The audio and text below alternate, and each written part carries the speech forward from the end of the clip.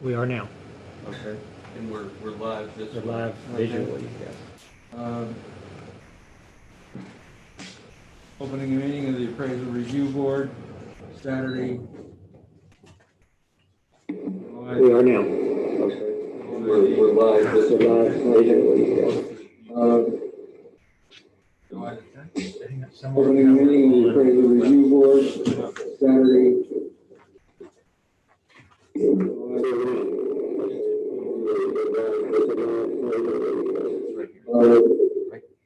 Let me try.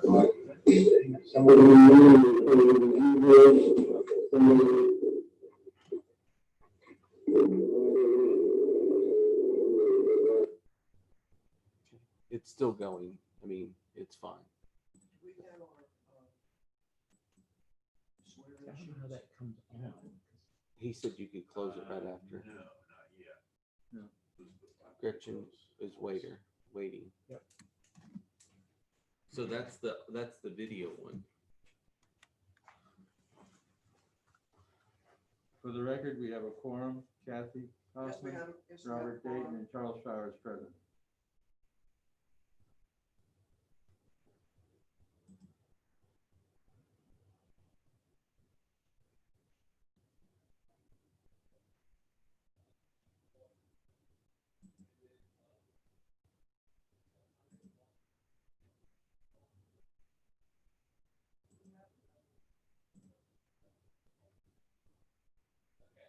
Tell the other person, tell them we're going to hear one case and then I'll do.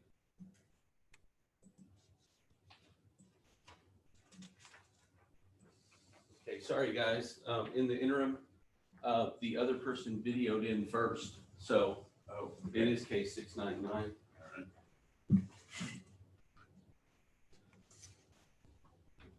Is he live? Are you ready for him? Yes. 699. Walker.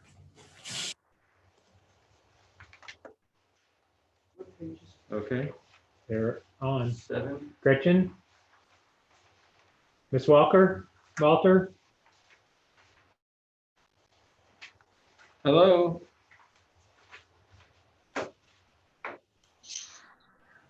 She's there now. Miss Walter?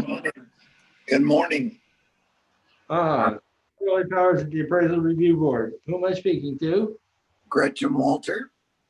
Gretchen Walter. Okay. Yes, We have some preliminaries we need to go through, so just bear with us. okay. We're opening a hearing on protest 2020-699. This hearing is being recorded. We're the Appraisal Review Board that will be hearing your protest today. There are 3 people present: Kathy Hoffman, Robert Dayton, and myself, Charles Powers. We do not work for the appraisal district. We are appointed to perform an independent review of your protest. The comptroller's office provides an electronic survey for you to offer feedback about your experience today that may be accessed at the appraisal district office or online at surveymonkey.com/r/surveyarb. Survey is voluntary, but we do encourage you to take it. You also have the right to appeal our decision. Appeal information will be provided to you with our determination. In accordance with Tax Code Section 4145, all written material that has not been provided must be provided at this time. I'm assuming that we have all of your evidence. Is that correct? I can barely hear you. I think the question was, you assume you have all of my evidence? Yes. If you have 11 pages, Yes. okay, then you have what I care to submit. Very good. Thank you. ARB members who are considering the protest have not communicated with anyone about the protest and are signing affidavits to that effect. I, Charles Powers, do solemnly swear that I have not communicated with another person in violation of Tax Code Section 41.66F. I, Kathy Hoffman, do solemnly swear that I've not communicated with another person in violation of Tax Code Section 41.66. I, Robert Dayton, do solemnly swear that I have not communicated with another person in violation of Tax Code 41.66F. All testimony from all witnesses must be given under oath. I am assuming that Gretchen, that you're under oath. Also be signing the affidavit. Do you understand? Yes, sir, I do. Very good. Do you hold a Texas appraiser license? No, sir, I don't. Okay. Do you have in front of you or available to you My name is Michael Soto, do solemnly swear affirm the testimony I shall present to the appraisal review board of the Aransas County Appraisal District, correct? sorry, Mike. No worries. And Gretchen, do you have in front of you, or can you put your hands on the hearing procedure time chart? It was Yes, sir, I have it. excellent.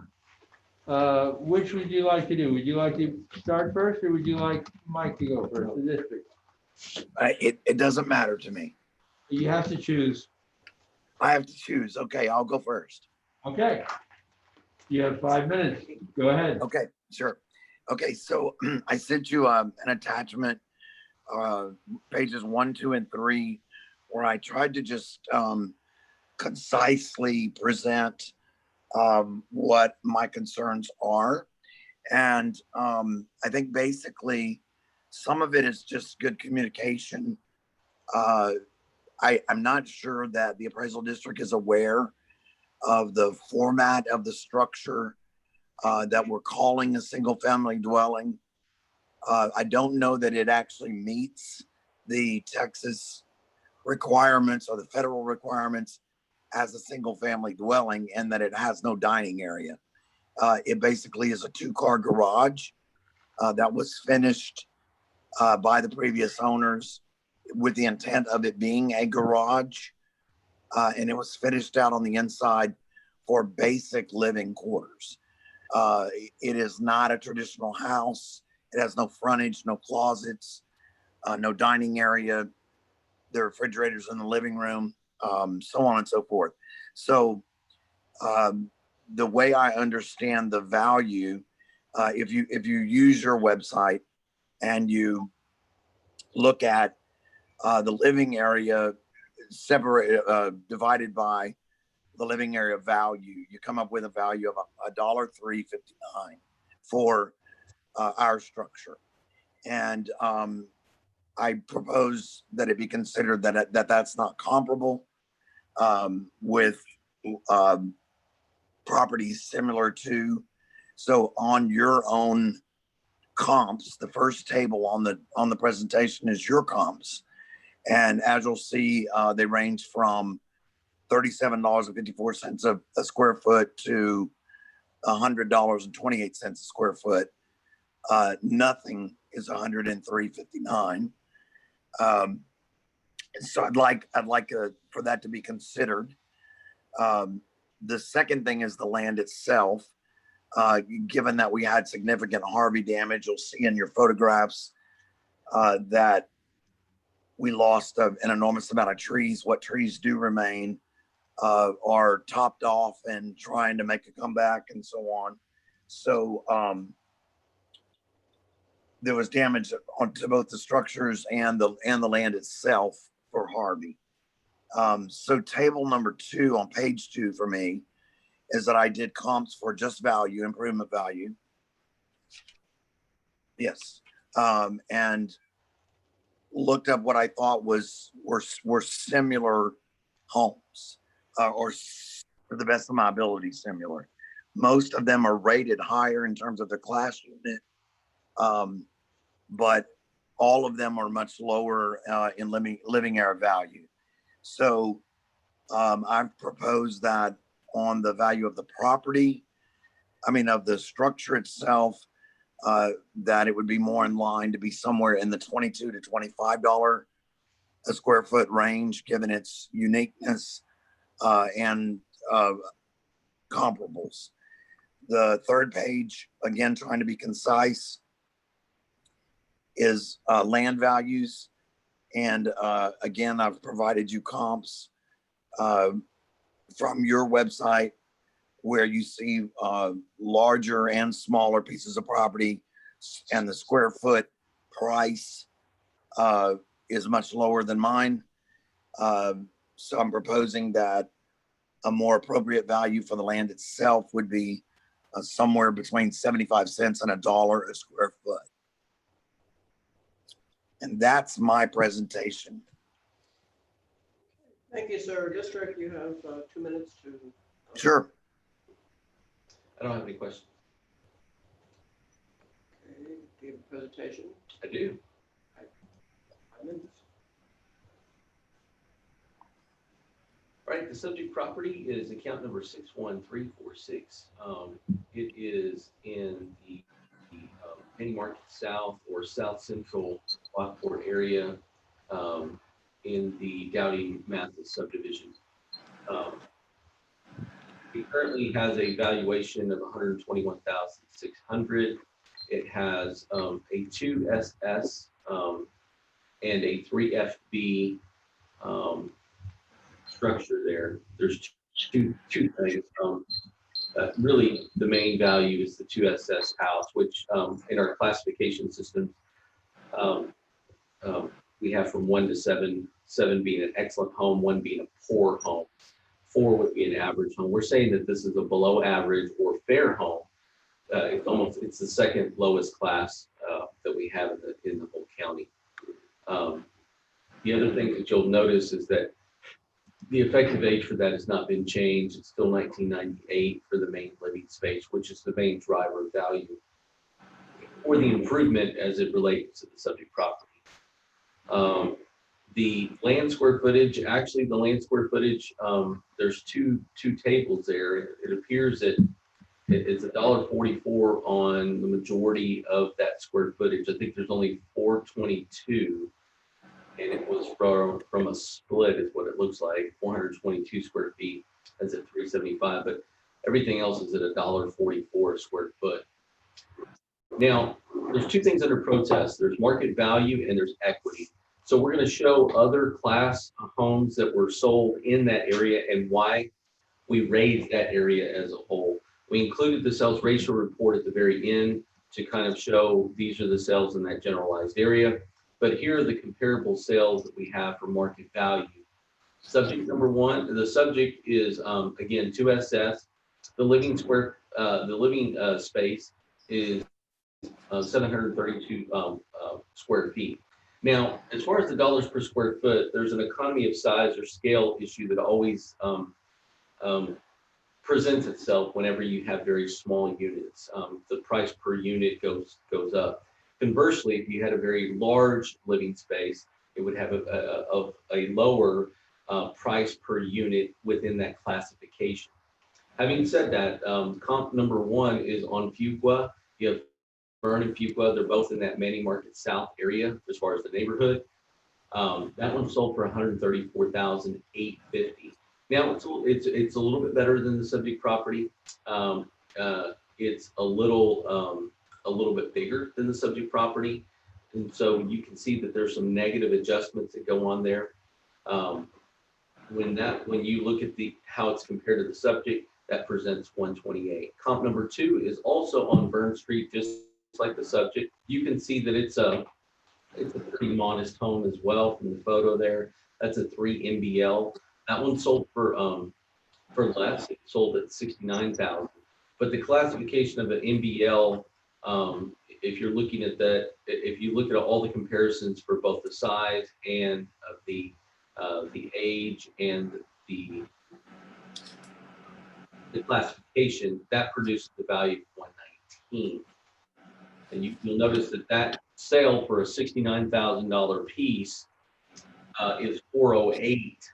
So if you just did a rough analysis, that's well over $100 a square foot in that particular sale. It was 408 square feet, and that one sold for $69,000. Number 3 is also on Fuqua Street. So you have Fuqua, Fern, and Fuqua. This one, again, is a nicer home. It's a bigger home than the subject property, but just to give you a sense of what is sold in that area, this one sold for $203. When adjusted with the subject property, renders a value of $150,568. Again, it's making the calculations for the size and the effective years in question. The median value for the market value is $128,603, which supports the valuation that we have at $121,600. The other thing that we have is equity, appraisal ratio exceeding the level of appraisal. These are not necessarily sales, they're just other houses in that area. And here you see that we try to pull other 2SSs. So these are other 2SSs in and about Vern, Fuqua, Hardy, that area, that Manning Market South area, San Antonio Street. So you can see that these are 2SSs. They're either 2SS pluses like the subject property, or they're 2SS minuses. These are all class 2s. And I'm just going to rattle off the comp and the current appraised value when compared with the subject property. So comp, You have 30 seconds. thank you very much. Comp number 1 is 135,000.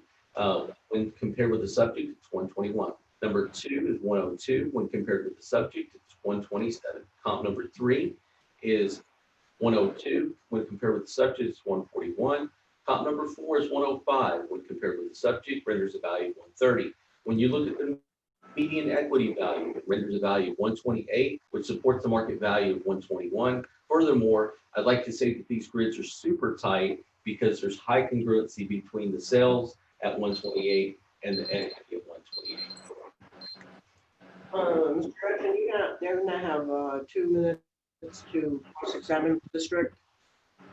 Okay, I had trouble with, and this is kind of funny, but I love the formality because I'm really usually the kind of person that comes in and sits down with an appraiser and works it out and doesn't do it this formal, but COVID has made us in a different world. So I'm sorry, but I had a little bit of difficulty following the comp equity. This is not exactly a cross, it's a question, but the comp equity and the comp sales, well, it doesn't matter. I don't guess it's just a lot. It's a lot of numbers to absorb all at one time. On the sales ratio, well, I don't know how to cross it. There's no way for me to cross it. I'm not a lawyer. I'm just a homeowner. You'll have 3 more minutes. Would you like to ask us questions? I mean, direct questions? Maybe we can answer. I don't, if you could explain to me because we all realize that these numbers and comps, equity, sales, they're being generated by a computer system, not by real people doing real things. I mean, sort of. And so I had a great deal of difficulty following the rolling off the comps and why they justified the value of ours. Sure, that's a good question. It's a thoughtful question. I'd like to attempt to answer it for you. So there's a difference in both the comp sales grid and the comp equity grid. The comp sales are actually market transactions that influence value in the immediate market area that your subject property is located in, meaning that we pick sales from your neighborhood. So you're on South Vern Street. Just notice the other addresses. Fuqua Street, that's 1 street over. Vern Street, Right, sure. same street. Fuqua Street, 1 street over. So they have the direct same market influences that your subject property would be exposed to. All right. So you're looking at sales comparisons. You have to adjust the comparables to the subject, meaning you're looking for differences. So let's look at comp number 1 and comp number 2 for an example. Comp number 1 is a better class, meaning classes 1 to 7. Yours is a 2. That one's a 4. So it's a better class. So there's a negative. And sir, I'm sorry, but are you on comp equity or comp sales? Comp sales, right? Comp sales. Okay, I'm sorry. Go ahead. There's no worries. So so it's better than yours from a class numbering standpoint. So there's a negative adjustment because it has to be compared with yours. If you look at comp number 2, you can look at the MA, which is the main living space, where it says segments and adjustments, comp number 2 on the sales grid. Yes, sir. Notice that there's a positive adjustment there, 14,556. And the reason for that is because you have more square footage than the other.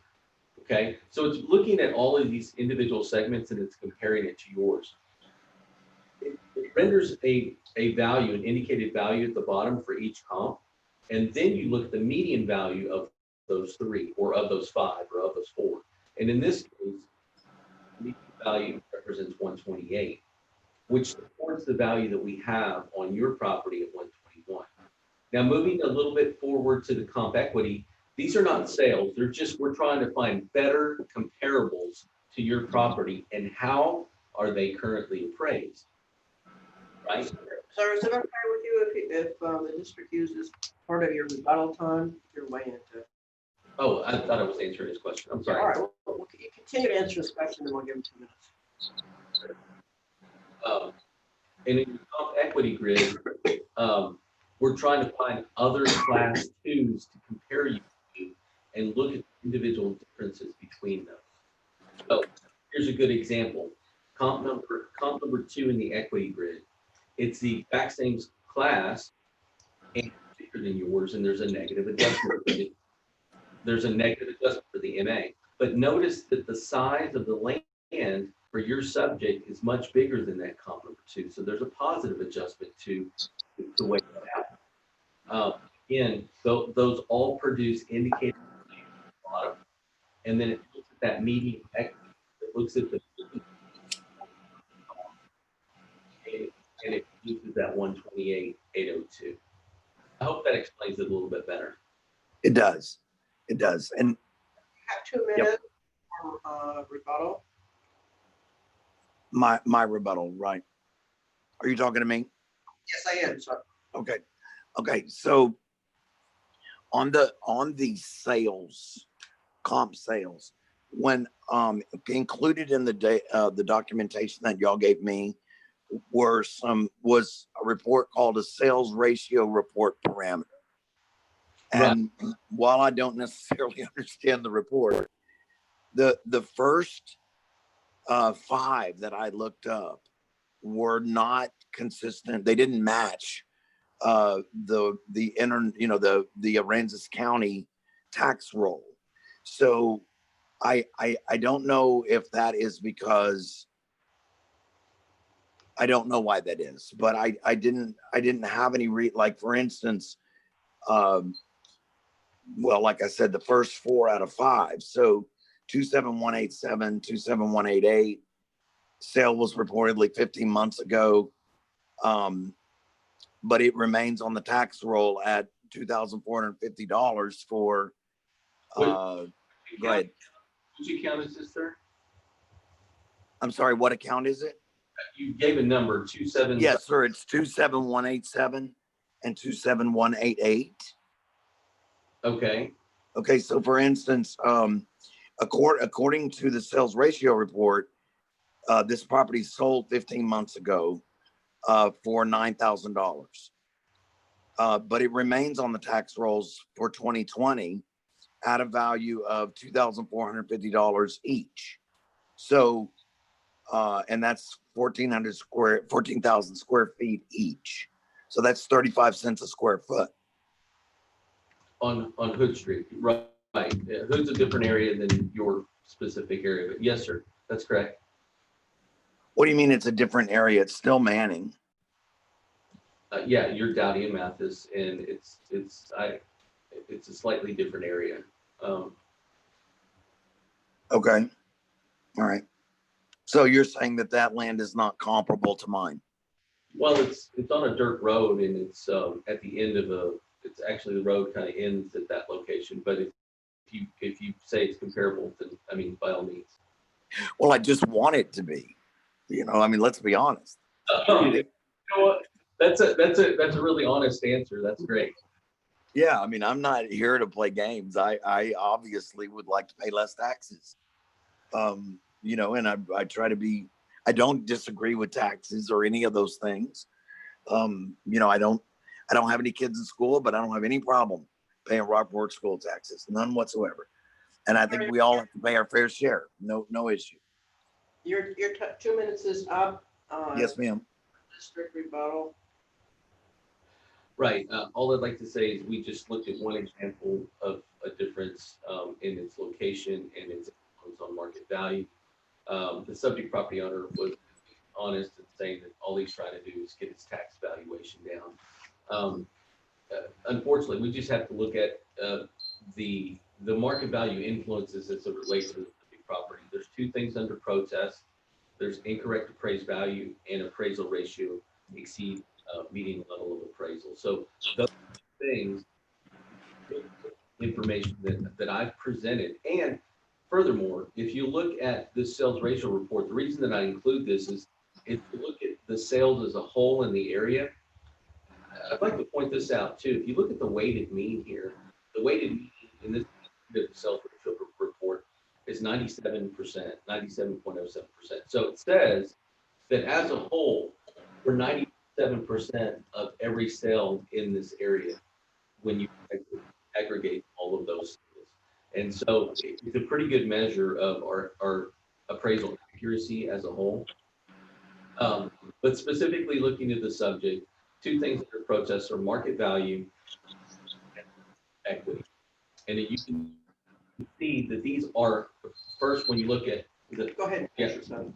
when you look at comparable sales, it supports the value that we have. When you look at equity, it supports the value we have. Furthermore, the grids are really congruent because they're both rendering a value of 128. We have 1 minute for closing. Yeah, I want the guy that's talking to be on my team.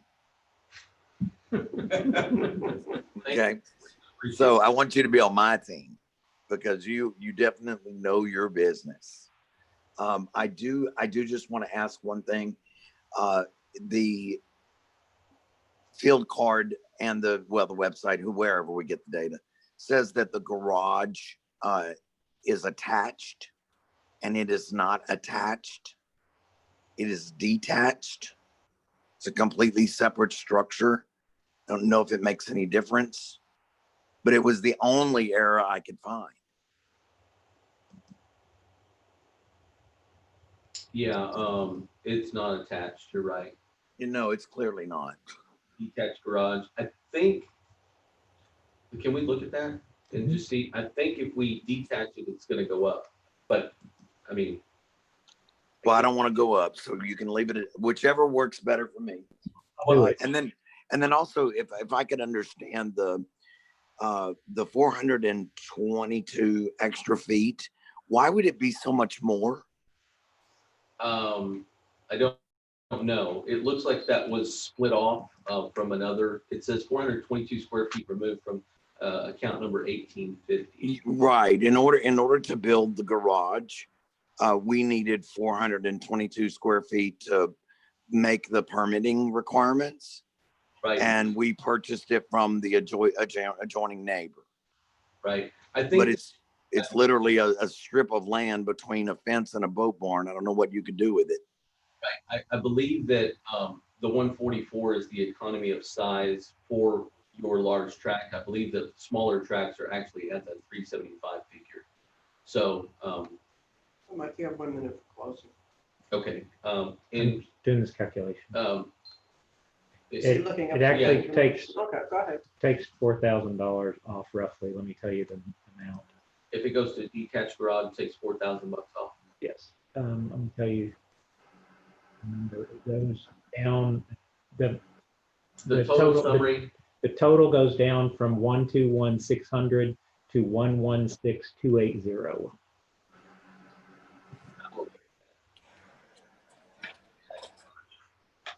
11280. That's correct. Does that 422 feet drop down to incorporate it with the whole property? I don't mind changing the 422 square feet to $1.44. Yeah. I'm gonna put that on the same land table there. So we're looking up some statistics here. It may Would take a you- minute. Yeah, the second segment, and then just go into the. Yeah, see, because it's a smaller segment, it was brought in. Yeah, exactly. Let's see, go back to market value. Yeah, we've got that at $1.44 now. So the total summary value now is 115310. 115310. And that appears to take in consideration all of the issues that the subject property owners But the attached garage and the land. and the land value size thrown in together. Have 1 minute. 115, what? 115310. What I'd like to start and say is that the two things that are subject to protest, with the conditions of market value and equity, our grids are not only were they solid, but they were congruent with one another, which is another evidence that they're operating correctly. Secondly, the subject property owner has brought issues that we have made adjustments for, and I believe that the 115 figure accurately reflects the subject property's 2020 value. Okay, sir, now the appraisal review board has 5 minutes to deliberate, and you'll be listening to us, so don't go anywhere. Okay, I think we fairly attach the garage and take that price into consideration and also the land value, which would bring the code down to 115,310. I agree. I'll make a motion on account number 61346, addressing both the incorrect appraised market value and the appraisal ratio exceeding the mean. We believe that the proper thing to do is to deduct the amount of the detached garage and for the land value. So that would bring the value from 121,600, which is what it's currently assessed at, to 115,310. I'll second that. In favor? Aye. Sir, did you understand that? yes, ma'am. Good. You'll get a document in the mail confirming all this. Okay, thank you. Thank you.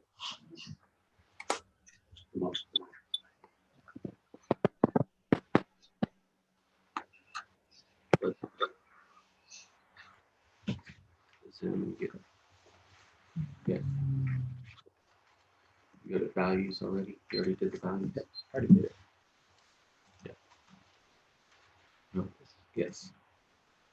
And, oh, I guess they went off. Were they there? They're off. They're gone. They went before. Okay. Yeah, they hung up. Good. All right, now we're ready. I can just call.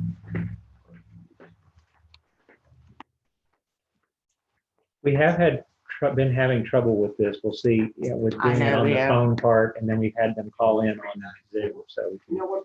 Just letting Yeah, him see, case 1394. he does have the instructions if you want him Page just to go 9, through. right in the the- middle. It would be better if you came through this way. This way became really bad. Okay, why don't you give them the instructions, tell them the board would like him to call in through Zoom if possible. And because we've had trouble with the phone. Yeah, I can let him know. Yeah, there's two issues while we're waiting for this. There's two issues that came up with the phone. One is that it just lost packets. It would just go blank for a short period of time when you were talking from lost packets. And the other is that since the phone is not a conference room phone, it was difficult, it had difficulty picking up people that weren't adjacent to it.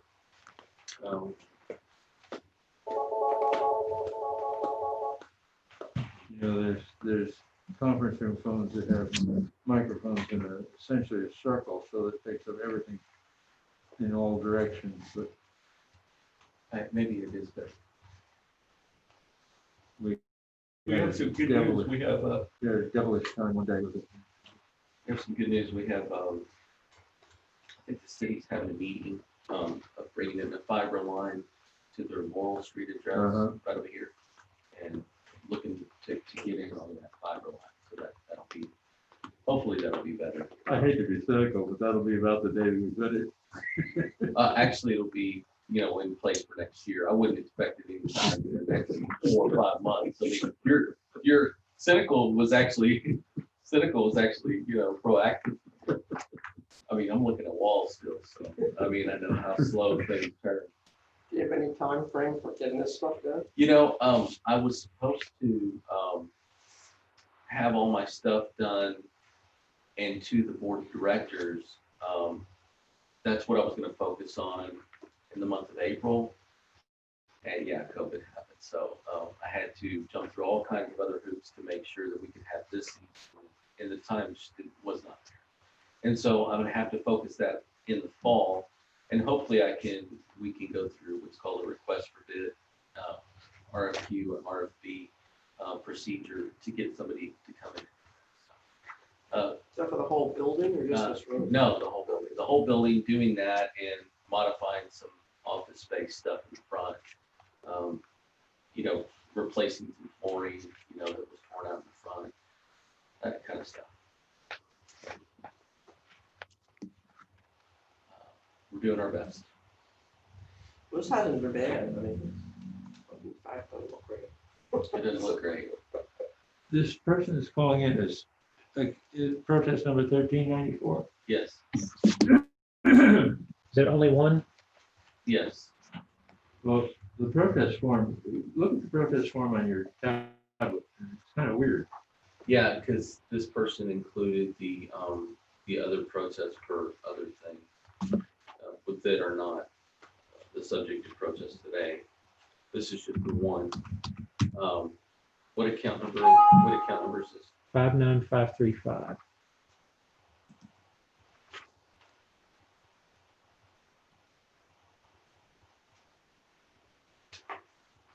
Back out too far. Yeah, this,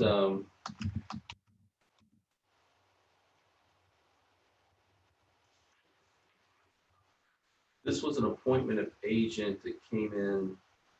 This was originally an agent not of record, O'Connor property, and then this property owner.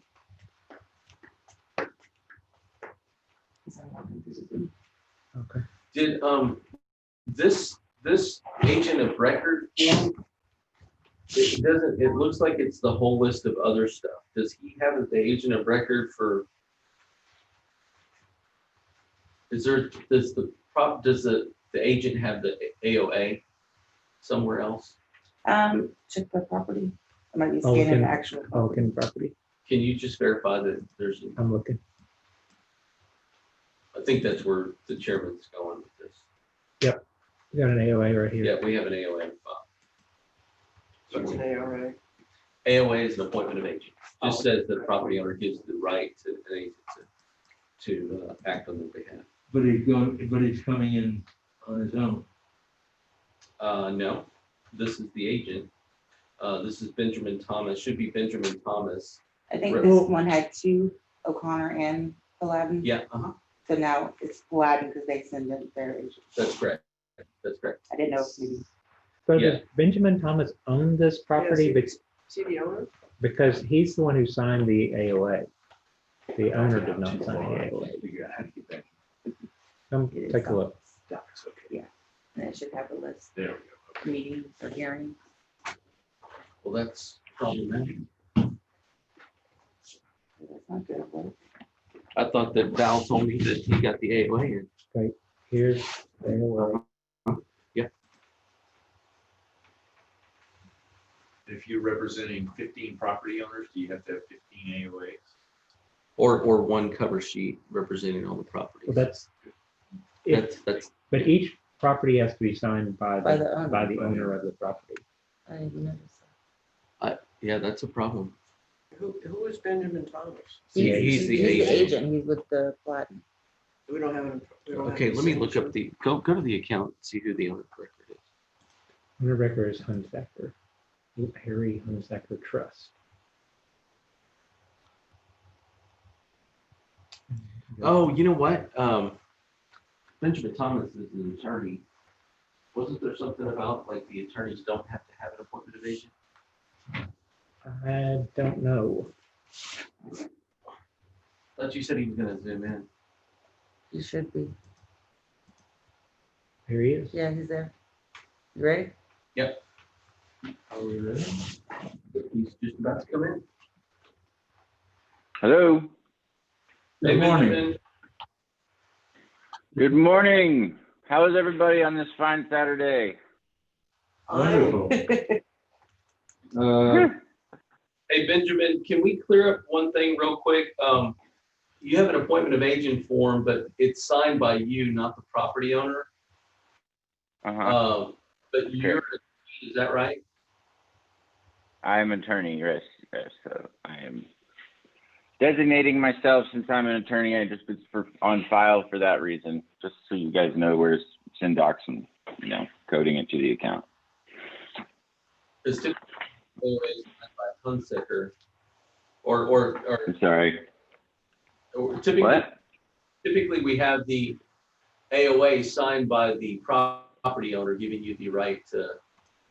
Do you have any document like that, or? I do not have a form signed by the property owner. No, I have the AOA that was sent in with my signature as an attorney on there. So attorneys aren't required to have AOAs in Texas for representing property owners. So that's a very common practice. I'm not the only one that does that. Okay. All right. We're opening a hearing on protest number 2020-1394. Reported. With the appraisal review board, they will be hearing your protest today. Present at the table are Charles Powers, Kathy Hoffman, and Robert Dayton. Mike Soto is here representing the district. We do not work for the appraisal district. We are appointed to perform an independent review of your protest. The comptroller's office provides an electronic survey for you to offer feedback about your experience today that may be accessed at appraisal district office or online at surveymonkey.com/r/surveyarb. The survey is voluntary. You also have the right to appeal our decision. Appeal information will be provided to you with our determination. In accordance with Tax Code Section 4145H, all written material that has not been provided must be provided at this time. Sir, have you submitted all your evidence? Yes. Thank you. The ARB members who are considering the protest have not communicated with anyone about the protest and are signing affidavits to that effect. We solemnly swear that I have not communicated with another person in violation of Tax Code Section 4166F. I, Kathy Hoffman, do solemnly swear that I have not communicated with another person in violation of Tax Code Section 41.66F. I, Robert Dayton, do solemnly swear that I have not communicated with another person in violation of Tax Code Section 41.66F. All testimony from all witnesses must be given under oath. I'm assuming, sir, that you are under oath for the duration of this hearing. There is an affidavit on file.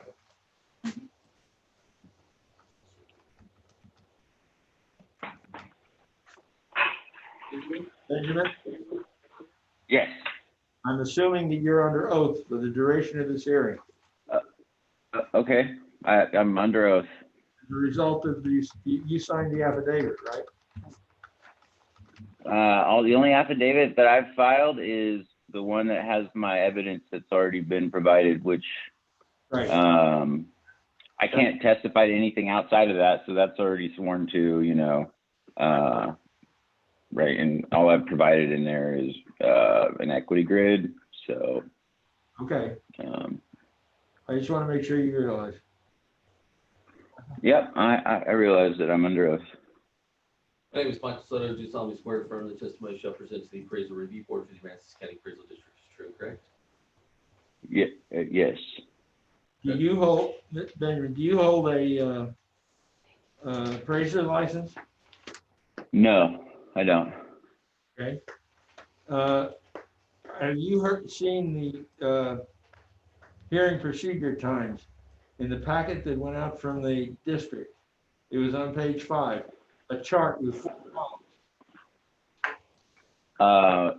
Yes. Yeah, and I've been there before, so I'm familiar, 5 minutes, 5 minutes, or 2 minutes, 5 minutes. It's just, back and forth. I got it. Okay, great. Who would you like to go first, you or the district? I'll go first. Okay, you have 5 minutes. All right, thank you. I was contacted by the property owner to represent them in this appeal on their taxes this year because the value basically doubled year over year. Last year the value was at $21,000 for 2019, and in 2020 noticed at $47,250. Am I coming across clearly through this? Yes. Can you guys hear me? Okay. What I've done here so far is I've completed a equity grid for this account. The equity grid indicates a number that is very low. It's $3,360. I'm not asking for that number. It's just in there because that's what these comps indicate. I'm requesting last year's value of $21,000 for the account. So basically what happened this year, or appears, is that a lot of the land there on 4th Street was revaled in that Lamar outlots right there, and the subject was thus revaled. If you look at the page 2 of my evidence, it has some yellow boxes and a blue box. The blue box is the subject account, and then you've got 5 other accounts there that are the yellow boxes. Now these are residential tracts that have been subdivided, and they've got a road that goes down there. And there's more than just the ones that I have highlighted. I just didn't want to include a ton of different comps on there and not make it clear. But basically what's going on here is that the subject was revalid while these accounts that are much larger were not, and the value discrepancy between the two is extremely significant. It's so significant it indicates that $3,360 figure. So the tracts that are yellow are basically 4 times the size as the subject, 4 times, 1, 2, 3, 4 times the size, but that total amount, that is 1/3 of the value. So if you look at the page 3, it shows you what those comps are valued at. The subject, which is 10,000 square feet, give or take, is on the roll for $47,250, which is $4.50 a foot. Now, if you look at these tracts that were yellow, we're talking a 1/4 mile north, much nicer, larger tracts. They're all on for 32 cents a square foot. So the property, which is labeled number 1, comp 1, PID 54002 on China Bay Street, number 1 China Bay Street. It says the land square foot is about 41,000 feet. It's almost an acre. That entire tract is on for $13,120. $13,120. We're on for $47,250, and we're 1/4 of the size. So there's about a about 12 time differential in the price per square foot on these accounts. And they're all over there for 32 cents a foot on PID 54002, 54006, 54007, and then 54008 is on for 40,900, or I'm sorry, that's the square footage, 40,937. It's basically the same size, and it's on for 13,100 for 32 cents. And then the last comp, which is number 5, which is the one that's right there on 8th Street, is on for 73,000 square feet and 54,000 in appraised value. So for reference, that's only about a 7,000 differential in value between our account, which is there on 4th Street, and that account number 5, which is there on 8th Street. I mean, the difference there, we're basically the same value, and it's 7 times the size. So anyway, I'm requesting 21,000 based on that data, and I believe that's quite reasonable. That's all I have at this time. Thank you. Sir, thank you. Your time is up for your presentation. The district has 2 minutes to cross-examine. I don't have any cross. I'd like to go into my presentation.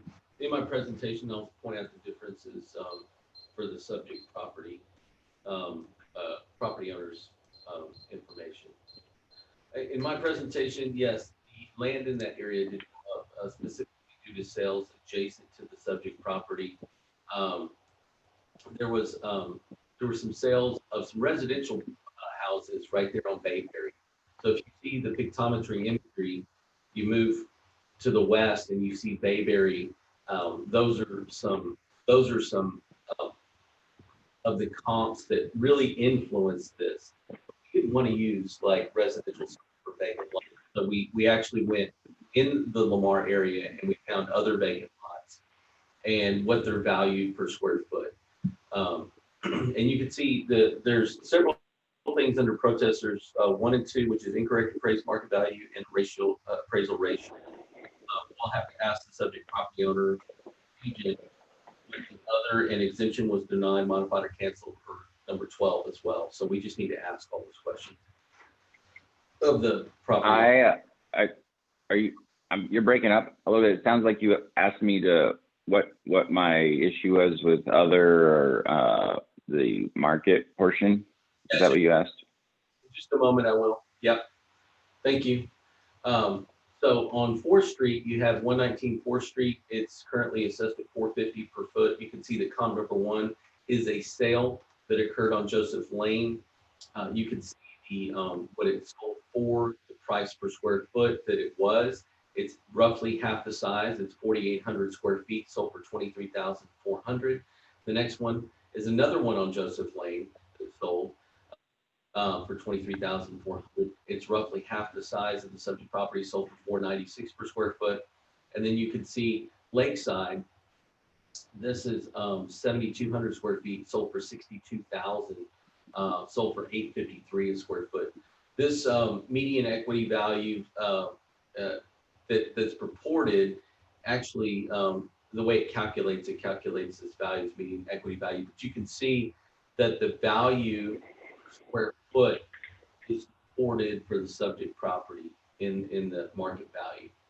From an equity standpoint, you can just look at, again, if you're looking at other, these are not necessarily sales, they're just other vacant lots that we tried to pull. And you can look at the differences in the sizes here. These sizes right here, comp number 1, comp number 2, and comp number 3, they're all roughly half the size. They're even with that, they're supporting the valuation of $458 per square foot. The subject is at $450 per square foot. Attached along with that, you have the sales comparison, the sales ratio report, and this is for that Lamar area. So if I go all the way to the end here, this gives you an idea of the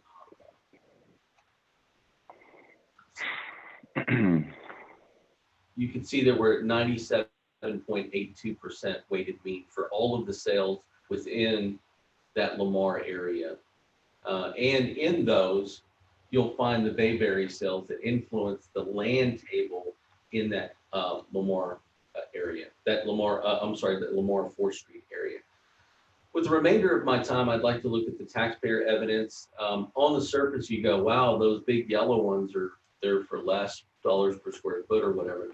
What's important to note is comp number 1, 2, 3, and 4 are part of the China Bay subdivision, which is has a defunct septic and sewer system and water system there. And therefore, those residential lots, it's been brought to our attention that you can't build on those lots. So they're just vacant lots that are just sitting there. As far as the other one, which is comp number 5, it's just a bigger lot. It's going to have a different economy of size. It has a different land table altogether. We said that, hey, these are, if you can even look at his, if you even look at his evidence, you see that there's residential houses over here. And then when you pop up here, they're more sparse. I mean, these are acreage houses over here. So they're on a different table. This is compared more like the subject properties on Bayberry Circle and on Fourth. We moved that area as a result of sales. And the ones that he brought to your attention are just different. They're just different. The first four specifically, there's an obsolescence that's there. There's a physical obsolescence that's there, that's in place, that people, you'll notice that there's just one place in that whole China Bay, only one. And the reason for that is because the septic system is shared, and it's on the which would be lot number two in this situation, and therefore it's defunct. From our information that we've received from property owners that have come to us and told us that. And so, and then you look at comp number 5, it's just different. It's just in a different area. Yeah, it's one street. I mean, it's one large block over on 8th Street, but it's more of an acreage. And when you ask yourself the question, okay, 76,000 for that land, but it's an acre and a half or roughly thereabout. Okay, that kind of makes sense to me. When you look at the dollar per square foot or the 72 cents per square foot, it doesn't really make any sense until you look at the economy of size and scale. So that's what I have for my evidence. Okay, Benjamin, you have 2 minutes for cross-examination. Okay, Mr. Soto, what's the distance between the subject and those sales that you are presenting for the lots there that sold on the 2,500 acre tracts or so? Do you have that? Yeah, I'd be glad to answer that for you.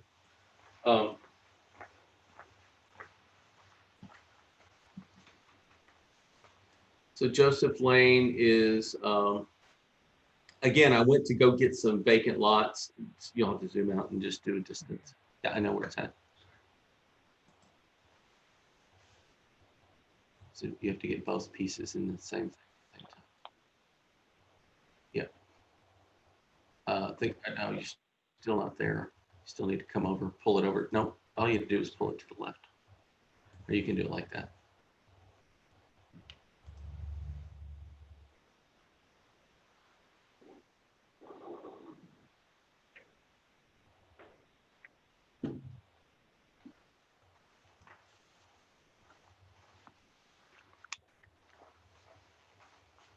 You want full distance. Right here, going on in distance, Yeah, and then you want to look on 4th Street. right there. Yeah, right there. Yeah. It looks like 2,700 feet. Half a mile.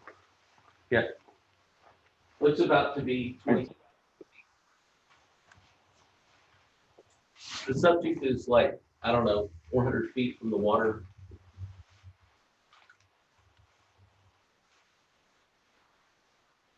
So how far away are the sale tracts that you were referencing? Did you say how far that they were away from the subject?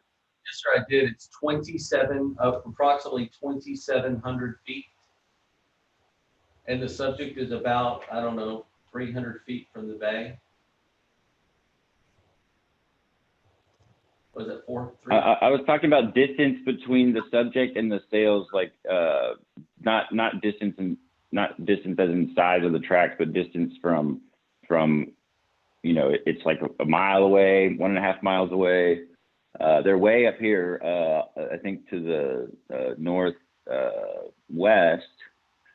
Looks to be about 4 to 5 times the distance from the subject.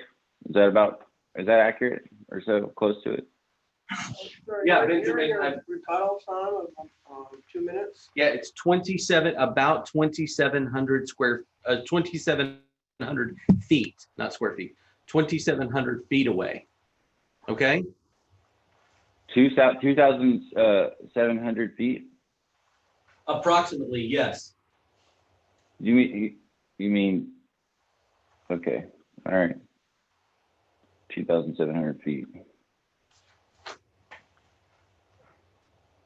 Slightly less than a half a mile.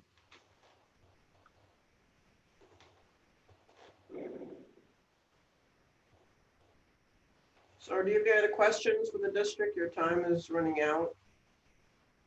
Oh, well, I just measured it. Okay. I'm showing like 9,900 feet.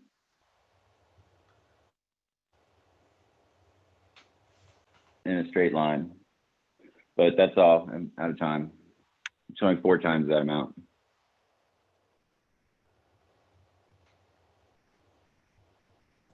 For the Conlon Drive? Oh, you asked. For Yeah. Joseph Lane. Yeah, you are correct, sir.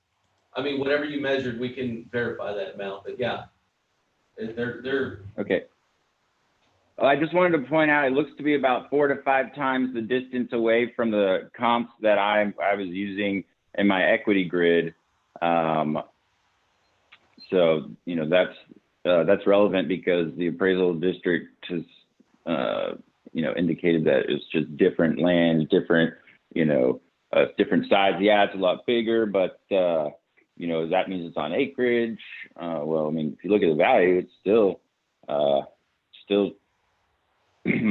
slightly higher than the subject, but 7 times the size. So there's that is a drastic differential between value. And as far as septic goes, I mean, you can put septic on, my parents have septic on, you know, if you live anywhere out, you know, outside of the city, you're going to have septic. So a septic issue regarding, you know, having to have septic put onto your property, that doesn't nearly account for the difference in the values going on here. And, you know. Sir, I'm sorry. The district has 2 minutes for rebuttal. Yeah, as far as the comparable, the equity, they were for sales. Now, he did ask sales, and Joseph Lane is further. But the comps that he brought were equity comps. So I brought the most congruent equity comps that we have are in Conlon Drive. That's 2,700 feet away. Just to show what other properties are currently appraised at.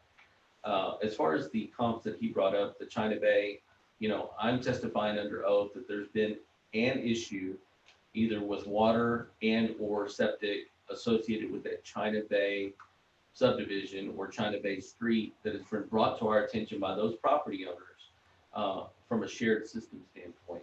That directly influences value. There's a reason that lots are still, there's no houses on them. As far as the other one, it's just on a different tape. It's a larger tract of land for sure. And the marketplace sees it as a larger tract of land, and therefore there's an economy of size and scale that's associated with that. Furthermore, I'd like to say that the subject property was most directly influenced by residential sales that supported the land valuation in and about the subject property owner's area, which is right there at Bayberry Circle. And we moved those land tables. I mean, I think on Bayberry Circle, I think most of that land is like $30,000 for just a itty bitty lot, but maybe 1/2 the size of the subject, or somewhere on that scale. And that's where we use the valuation. That's all I have. Okay, so you have 1 minute for closing. Okay, thank you. Yes, again, my main point here is that there's no way that this is equitable for tracts that are a quarter north of us to be on the roll for, you know, a third of the value whenever they're, you know, 4 or 5 times the size. Our tract is a vacant tract. We haven't built on the tract. There's nothing on that tract. So, I mean, overall, it's just a gross difference in how we're being appraised versus how these other lots are being appraised that are substantially larger. I mean, if you're going to reval this area, reval within a mile, you know, radius. Don't just reval the land in a tiny neighborhood and leave everything else as how it's been going back. I mean, it doesn't make sense. So it's you know, definitely a prime example of unequal taxation here. That's all I have. Thank you. Just the other and the exemption denied. I guess I'd like to hear what the other stuff is so I can respond to that. No. I'm withdrawing other, and I'm withdrawing, if you have anything else on there aside from market and equity. It was a bulk protest, so it's included with a bunch of other things. Thank you for that. So just for the record, the subject property owner's agent is withdrawn. Other exemption was denied, modified, or canceled, or incorrect appraised market value of, and I think it's section 12 on our protest sheet. The only thing under protest is incorrect appraised market value and appraisal ratio median level. So equity. I have two grids. I could have included the Bayberry Circle and would have like just taken out the houses, the dollar per square foot where that was derived from. And that's really where it was derived from. As far as the locality of the meat market area and its influence on value, you know, we make judgment calls on that. As far as the evidence that was presented, again, we're making judgment calls on, hey, these are vacant lands, these are vacant lands. Let's compare the dollars. As far as the evidence that was presented by the subject property owner, I'm telling you, China Bay, problems that was brought to our attention by those owners. So there's an issue there. It's not comparable because it's an acre and a half or 1 tract. It's just not comparable with the subject.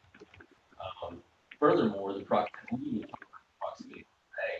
I mean, the subject property is what the 400 feet from the bay. It has people who use the bay. I mean, none of that put up. I mean, this is a fine. What I've got. All right, so the appraisal review board now has 5 minutes to discuss, and you please stand on, and you. The only thing that I have is appraised market value, sales value, 46,273, which would. Okay. So that's my 46,253 is what I would recommend. I would agree. Yeah, I don't see a compelling argument for anything less than the 450. Those lots in China Bay, I guess, called, they're not buildable, or you can't get the septic resolved, which apparently it has not been yet. Well, plus the fact that the district has proved that properties have sold for like amounts that support the value. Yeah. So I'm good with the All right, I'm going to make a recommendation that. 270. No, You got around it. Only, 6,270. yes. All right, I make a recommendation regarding account number 59535. Correct appraised market. Appraisal exceeds appraisal.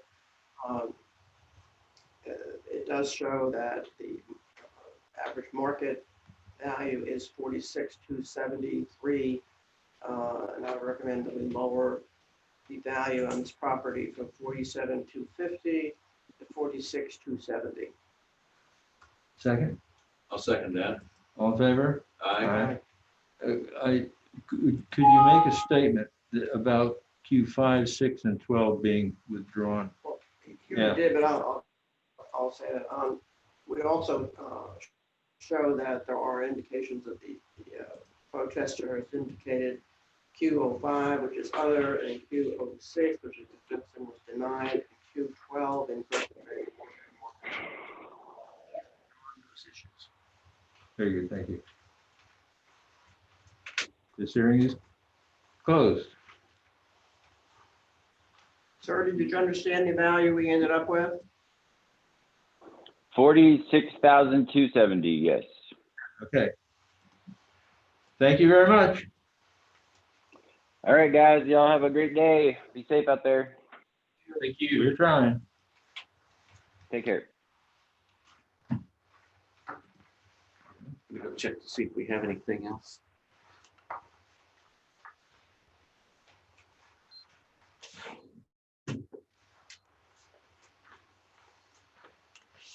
Wait up the coffee.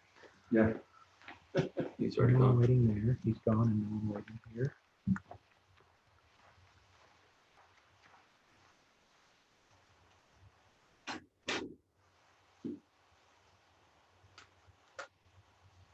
You guys don't normally work on Saturday.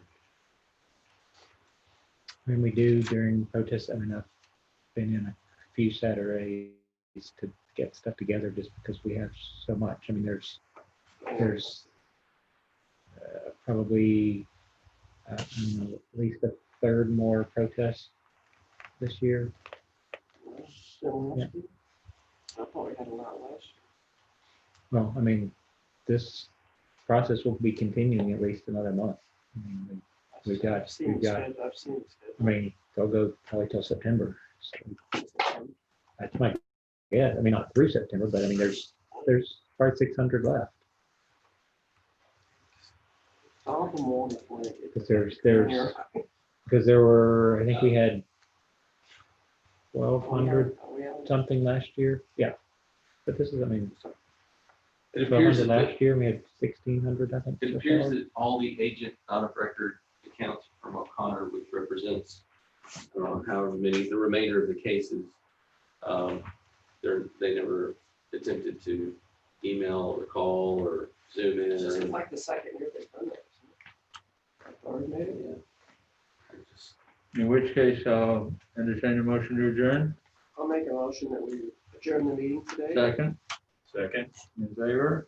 Aye, we are adjourned. It's a short day. Yes, thank you very much for attending. That was big of you. All right, I'm gonna end our meeting. here. So the O'Connor entity didn't produce the AOA. No. Meeting for all.